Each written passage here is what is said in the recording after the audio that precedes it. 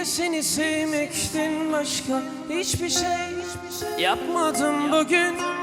El konu çaldı telefonlarım, boş ver, bakmadım bugün.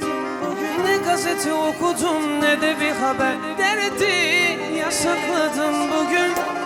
Kaç öpücük olmuş inanamazsın, aşkı hesapladım bugün. Tüm geceyle tam 3 ay bir gün. Tüm geceyle tam 3 ay bir gün.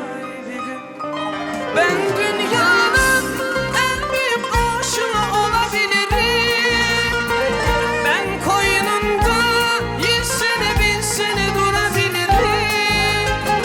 Ben Leyla'yı, Mecnun'u, Ferhat'ı, Aslı'yı, Kerem'i bilmem ama Bağdat'ı iki gözüm kapalı bulabilirim. Ben dünyanın en büyük aşığı olabilirim.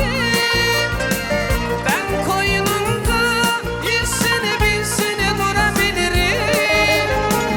Ben Leyla'yı, Mecnun'u, Ferhat'ı, Aslı'yı, Kerem'i bilmem ama Bağdat'ı iki gözüm kapalı bulabilirim.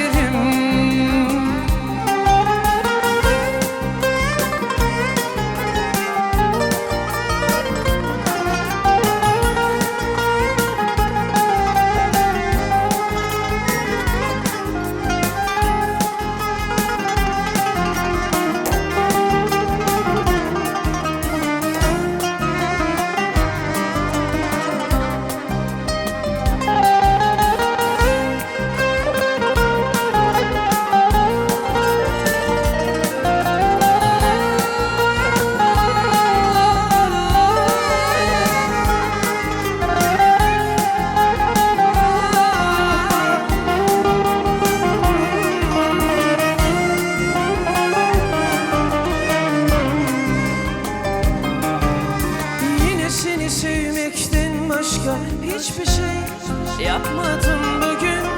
Telefonu çaldı telefonlarım, boş ver, bakmadım bugün. Ne gazete okudum ne de bir haber, derdi yasakladım bugün. Kaç öpücük olmuş inanamazsın, aşkı hesapladım bugün.